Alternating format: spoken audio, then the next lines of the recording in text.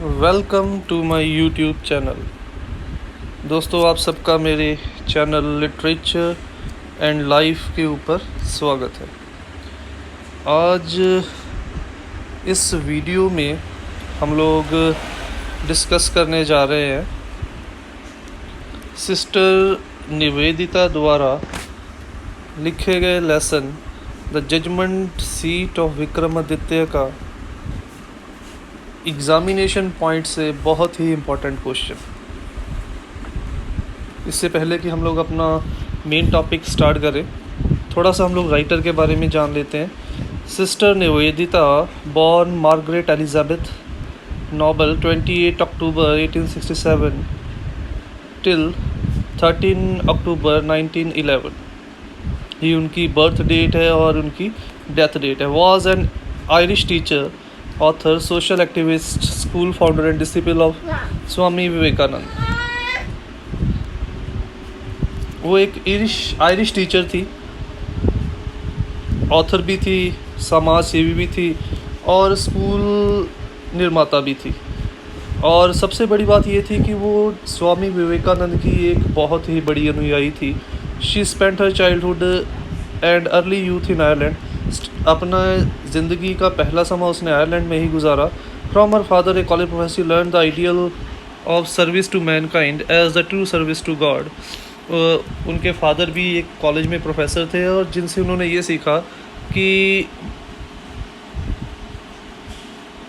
इंसानियत की असली सेवा या भगवान की असली सेवा वही है कि अपने साथी इंसानों को निस्वार्थ भावना से उनकी मदद करना, उनको अपनी सेवाएं प्रदान करना। She worked as a school teacher and later she also opened a school. वो स्कूल टीचर के तौर पे बतौर उन्होंने काम भी किया और अपनी ज़िंदगी के अंतिम वर्षों में उन्होंने एक स्कूल भी खोला। So let's start with today's topic, Sister Nivedita's the judgment seat of Vikramaditya.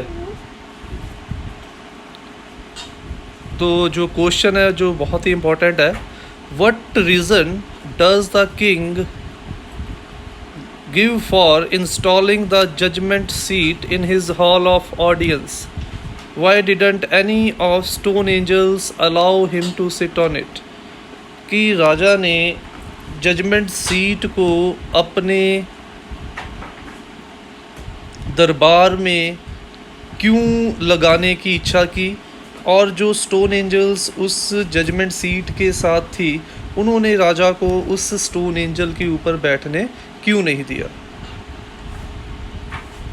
तो बेसिकली इस लेसन का जो सेंट्रल क्रक्स है वो यही है कि हम लोगों को थ्रू आउट लाइफ अपनी child like innocence and purity को प्रिजर्व करके रखना है। और राजा ने उसी चीज़ को प्रिजर्व करके नहीं रखा था। उसके अपने सेल्फिश बहुत सारे मोटिव्स थे, इंटरेस्ट थे, जिसके कारण वो सीट के ऊपर बैठना चाहता था। इसीलिए उसको स्टोन एंजल्स ने उस सीट के ऊपर बैठने नहीं दिया। वहीं पे फिर हमारे सामने क्वेश्चन आएगा, फिर उस बच्चे को क्यों अलाउ किया गया था? जो बच्चा जंगल में था उसको इसलिए अलाउ किया गया था क्योंकि वो एक तो अपने लिए नहीं, वो एन्जॉयमेंट के लिए उस सीट के ऊपर बैठा था। दूसरा, वो इसलिए वहाँ पे बैठता था कि वो दूसरे लोगों को सेटिस्फाई कर सके। बट यहाँ पे राजा दूसरे लोगों को सेटिस्फाई करने से ज़्यादा ये चाहता था कि वो लोगों की नज़रों में वो एक बेहतर राजा और बेहतर जज बन सके। यही कारण था कि राजा उसे अपने कोर्ट में इंस्टॉल करना चाहता था और इसी सेल्फिश मोटिव्स के कारण स्टोन एंजल्स ने राजा को उस जजमेंट सीट को कोर्ट रूम में इंस्टॉल करने से रोका और अंत में वो उस जजमेंट सीट को लेकर आकाश में आलोप हो गई। तो let's start the answer. The present story, The Judgment Seat of Vikramaditya, has been written by Sister Nivedita, one of the greatest short story writer in English. Sister Nivedita के द्वारा लिखी गई ये एक कहानी है. The present story has been taken from her book Cradle Tales of Hinduism. ये कहानी उसकी किताब क्रेडल टेल्स ऑफ हिंदुइज्म में से ली गई है. In the story she has try to present the idea that we must not lose our childlike innocence and purity of heart throughout our life. इस कहानी में उसने ये संदेश देने की कोशिश की है कि हम लोगों को अपने अंदर की बच्चों जैसी मासूमियत और प्योरिटी, शुद्धता को कभी भी ख़त्म नहीं होने देना चाहिए, और कोशिश ये करनी चाहिए वो मासूमियत, वो शुद्धता जो हमारे अंदर बचपन में थी, वो थ्रू आउट लाइफ हम लोग सस्टेन करके रख सकें. ठीक है, बचपन में हम लोग एक दूसरे को हेल्प करते थे, खेलते थे, कोई मतलब नहीं होता था. बट जैसे जैसे हम लोग बड़े होते जाते हैं, हम लोग एक दूसरे की हेल्प करते हैं, या हम लोग एक दूसरे के साथ जुड़ते हैं, या एक दूसरे के साथ दोस्ती करते हैं, तो उसमें कोई ना कोई मतलब होता है. बट बचपन की दोस्ती में ऐसा कोई मतलब नहीं होता था. इसीलिए जो चीज़ हमारे अंदर बचपन में मासूमियत थी, प्योरिटी थी, सेल्फलेसनेस थी, वो चीज़ें हमारे अंदर हम लोगों को कोशिश करनी चाहिए थ्रू आउट लाइफ मेंटेन करके रख सके, तभी हम लोग एक बेहतर इंसान, ह्यूमन बीइंग बन सकते हैं. The judgement seat of Vikramaditya was a black marble slab is supported by 25 stone angels. अब जजमेंट सीट ऑफ विक्रमादित्य दरअसल है क्या?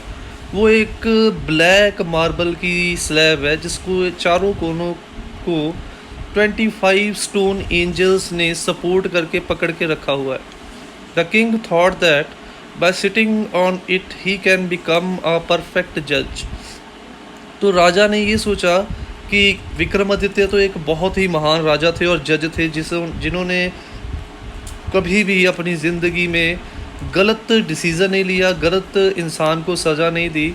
हमेशा उन्होंने अपनी सोच समझ के साथ सही इंसान को ही चुना, जो सज़ा का हकदार था उसको सज़ा दी, जो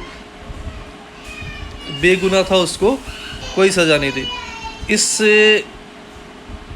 इसलिए अब राजा को ये लगता था कि उस स्लैब के अंदर विक्रमादित्य की आत्मा है, और जब वो उसके ऊपर बैठेगा वो भी विक्रमादित्य के जैसा एक महान जज बन जाएगा. The king had a long desire to become a spirit of law and justice. राजा की बड़े लंबे समय से ये एक तीव्र इच्छा थी कि वो एक महान राजा, एक बड़ा राजा बन के उभरे. But whenever people approached him he found it difficult to give the right judgement. But जब भी लोग उसके पास अपनी प्रॉब्लम, अपने इश्यूज़ लेके आते, तो वो अपने आप को असमर्थ महसूस करता उनको सही डिसीज़न देने में. यहाँ पे ये शो हो जाता है कि उसके अंदर विजडम भी कम थी, विवेक भी कम था, सोच समझने की शक्ति भी कम थी, और उसके साथ साथ उसके अंदर सेल्फिशनेस ज़्यादा थी. वो लोगों को सही डिसीज़न देने के ऊपर ज़ोर इसलिए देता था कि वो लोग उसकी तारीफ़ करें.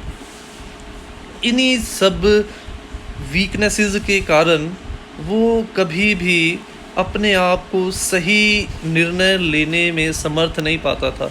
हर बार जब भी लोग उसके पास अपनी प्रॉब्लम लेके आते, वो अपने आप को सही निर्णय देने में असमर्थ महसूस करता था. Most of the times he felt weak and ignorant in deciding the matter that needs strength and wisdom.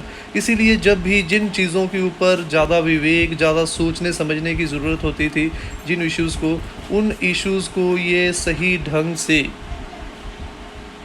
निर्णय लेने में असमर्थ महसूस करता था. ज़्यादातर ये अपने आप को सिचुएशंस में अज्ञानी महसूस करता था. क्यों? क्योंकि इसके पास वो विवेक ही नहीं था, जो विवेक एक अच्छे राजा और एक अच्छे जज के अंदर होना चाहिए.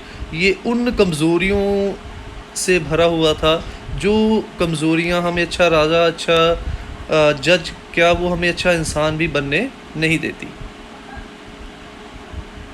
When he came to know about the shepherd boy in the forest and the judgment seat of Vikramaditya, he at once sent his man in the forest to bring that judgment seat so that he can install the seat in his hall of audience. इसीलिए इसीलिए जब उस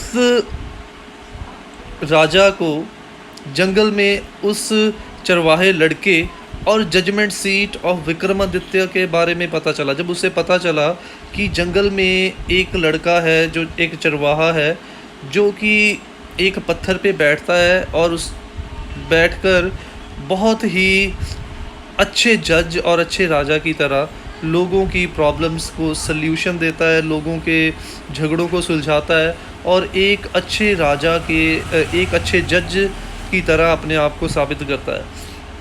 तो उसे लगा कि वो लड़का जिस पत्थर पे बैठता है वो ज़रूर विक्रमादित्य का सिंहासन होगा, और वाकई में वहाँ पर एक समय में विक्रमादित्य का महल हुआ करता था, कोर्ट रूम था, और समय के प्रभाव में आकर वो खंडर बन चुका था, और जिस सीट पे वो बैठता था वो वाकई में विक्रमादित्य का सिंहासन था।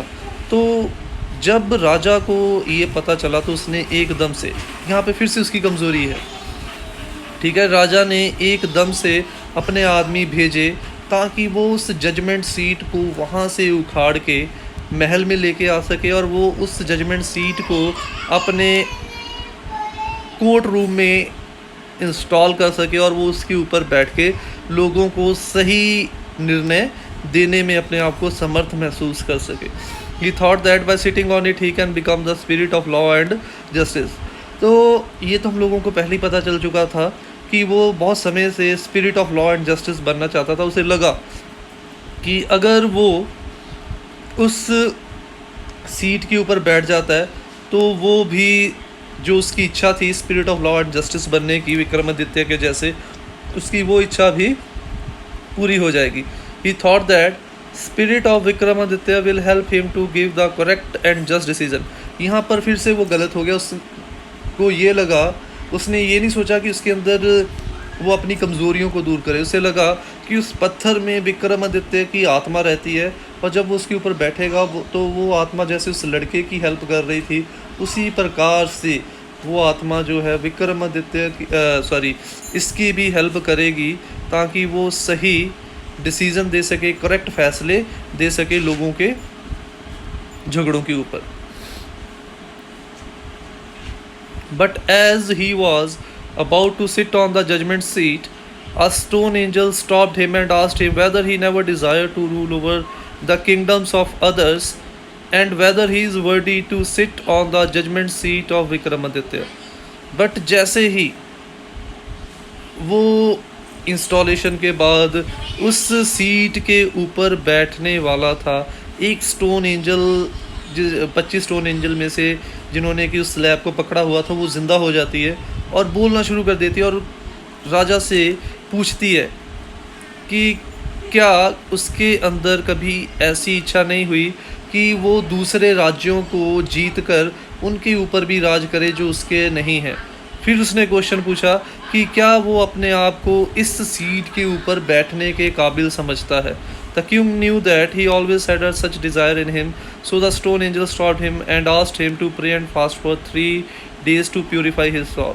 तो राजा को ये पता था कि उसके अंदर तो अक्सर ये इच्छा थी कि वो दूसरे राज्यों को जीत के अपने राज्यों में मिला ले, दूसरे राज्यों के ऊपर भी राज करे।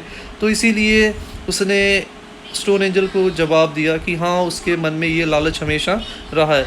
तो स्टोन एंजल ने उसको इस तरीके से उसके ऊपर बैठने से रोका और उससे कहा कि अगर वो इसके ऊपर बैठना चाहता है 3 दिन तक प्रार्थना करे, 3 दिन तक व्रत रखे ताकि उसकी आत्मा जो है वो शुद्ध हो सके, प्योरीफाई हो सके। Again when he was about to sit on the judgement seat of Vikramaditya, another stone angel asked him whether he never desired to own the riches of others. फिर से 3 दिन के बाद जब वो उस सीट के ऊपर बैठने लगा तो एक और स्टोन एंजल ज़िंदा हो गई और उसने पूछा कि क्या कभी उसके अंदर ये इच्छा नहीं हुई कि वो दूसरे राज्यों के या दूसरों के पैसे को अपने ट्रेजरी में, अपने खजाने में मिला ले। The king again knew his weakness and as a result the stone angel again asked him to fast and pray for 3 days to purify his soul. तो राजा को फिर से अपनी कमज़ोरी का एहसास था इसीलिए राजा को फिर से अपनी कमज़ोरी का एहसास था और इसीलिए फिर से उस स्टोन एंजल ने उसको उस सीट के ऊपर बैठने से रोका और फिर से 3 दिन तक प्रे और फास्ट रखने के लिए बोला। और पहली स्टोन एंजल के जैसे दूसरी स्टोन एंजल में ये कह के आकाश में आलोप हो गई। So one by one, stone angels stopped him and made him aware of his weakness and impurities. तो एक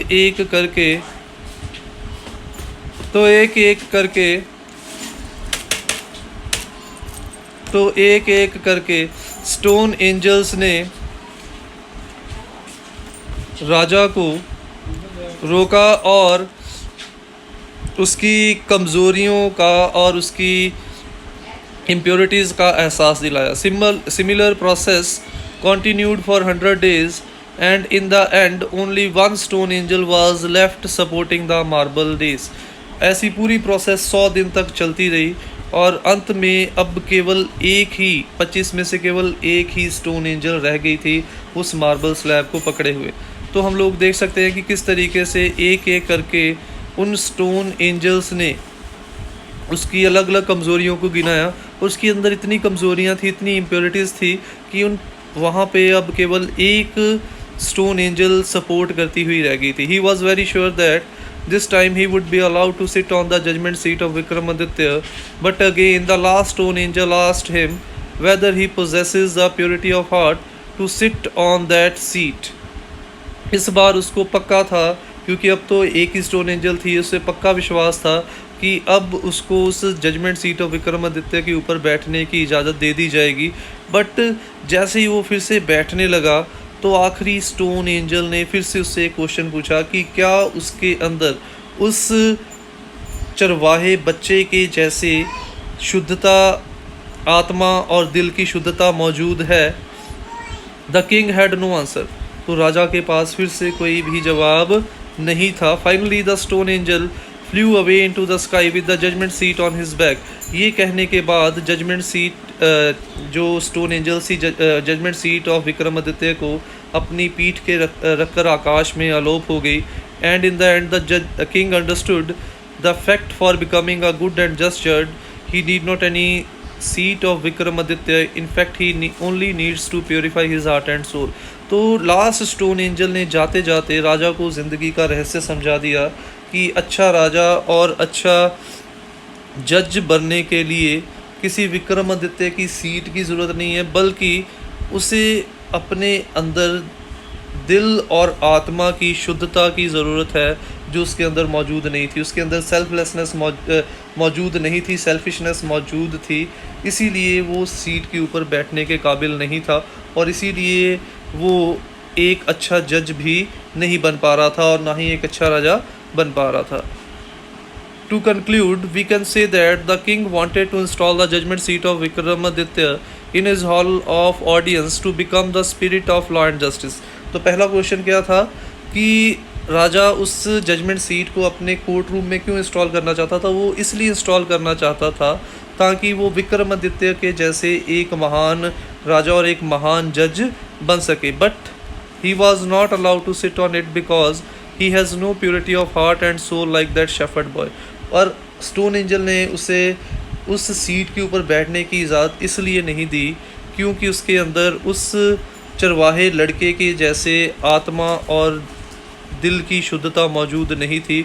उसके अंदर बहुत सारी कमज़ोरियाँ थी, बहुत सारे लालच थे, जिसके कारण वो उस सीट के ऊपर बैठने के काबिल नहीं था। So that's all for today's video. अगर वीडियो अच्छी लगी हो तो लाइक और कमेंट ज़रूर कीजिएगा। Thanks for watching the video. Don't forget to subscribe my channel. Click on the bell icon to get the latest updates. Thank you.